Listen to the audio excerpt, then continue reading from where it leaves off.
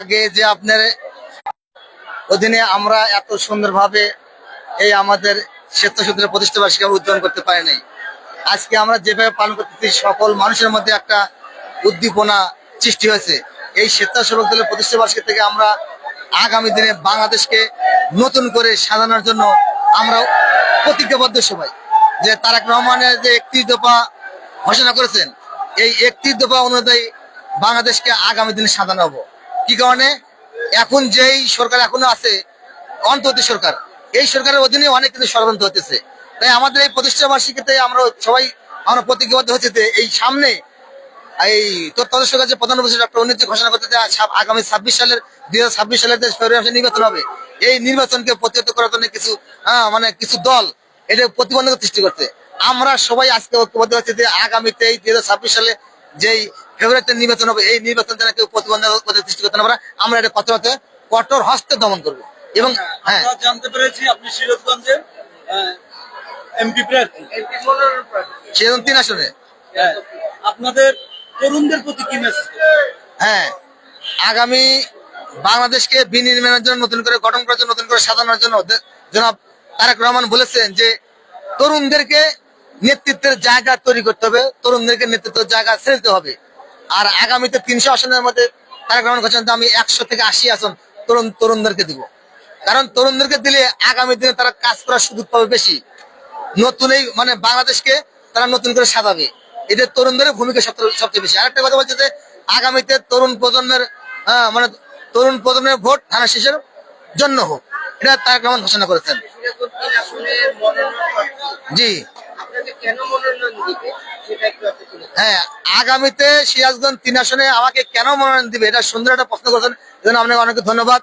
আমি জগন্নাথ বিশ্ববিদ্যালয়ের ছাত্রদলের সহসভাপতি ছিলাম, আমি কেন্দ্রীয় স্বেচ্ছাসেবক গত কমিটির মেম্বার ছিলাম, বর্তমানে আমি কেন্দ্রীয় স্বেচ্ছাসেবক যোগাযোগ বিভাগ সম্পাদক এবং রংপুর বিভাগীয় সাংগঠনিক সদস্য। আর এই দীর্ঘ 16 বছর আওয়ামী ফ্যাসিস্ট সরকারের এই আন্দোলন সংগ্রামে আমি এটা ভূমিকা রেখেছি। আমি রাজপথে থেকেছি এবং তারেক রহমান যে 3টি শর্ত আগামীতে নৌসেন পেতে হলে, 1 নম্বর তার ত্যাগ, দলের প্রতি ভালোবাসা, দ্বিতীয় হচ্ছে যে আপনার সততা, তৃতীয় হচ্ছে আপনার জনপ্রিয়তা। এবং আমার এই দলের প্রতি ত্যাগ আছে, আমার সততা আছে, আমার এলাকার জনপ্রিয়তা আছে। এলাকায় আমি যখন তারেক রহমানের 31 দফা আমি যখন মানুষের কাছে পৌঁছে দিয়েছি, সবাই আমাকে বলেছে যে আপনি সৎ, আপনি যোগ্য, আপনি শিক্ষিত, আপনার দলের প্রতি ভালোবাসা আছে, শহীদ জিয়াউর রহমান আদর্শ আপনার মধ্যে আছে, এই জন্য আপনাকে জনগণ আপনি সবাইকে ভোট দিবে। সাধারণ জনগণ কেন ধানের শীষকে ভোট দিবে এবং ধানের শীষকে বেছে নেবে? হ্যাঁ, সাধারণ জনগণ কেন ধানের শীষকে ভোট দেবে, কেন বেছে নেবে?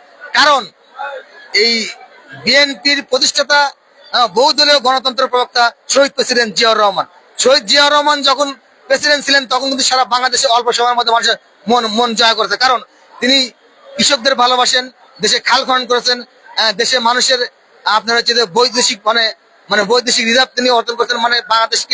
বাংলাদেশে যে প্রথম যে আপনার বিদেশে লোক পাঠায়, এটা কিন্তু শহীদ প্রেসিডেন্ট জিয়াউর রহমানের অধীনে কিন্তু চালু হয়েছে।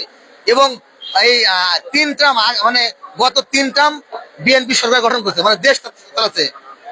হ্যাঁ, যে এই কারণে ভোট দিয়ে মানুষ বিএনপি কে ভোট দেওয়ার জন্য অতি আগ্রহী উৎসাহিত অপেক্ষা করতেছে। কারণ বিএনপি এলে দেশে এই নৈরাজ্য সন্ত্রাস থাকবে না, জনগণের ভোটাধিকার প্রতিষ্ঠা হবে, জনগণের জান নিরাপত্তা হবে, জনগণের কর্মসংস্থান সৃষ্টি হবে, জনগণের জননিরাপত্তা হবে, অনেক অনেক কারণ আছে। আমার নাম, আমি মোহাম্মদ আব্দুল আলিম, আমার বাড়ি সিরাজগঞ্জ তারাস্তানা। আগামী জাতীয় সংসদ নির্বাচনে আমি সিরাজগঞ্জ 3 আসন থেকে বিএনপি থেকে ধানের শীষের মনোনয়ন প্রত্যাশী।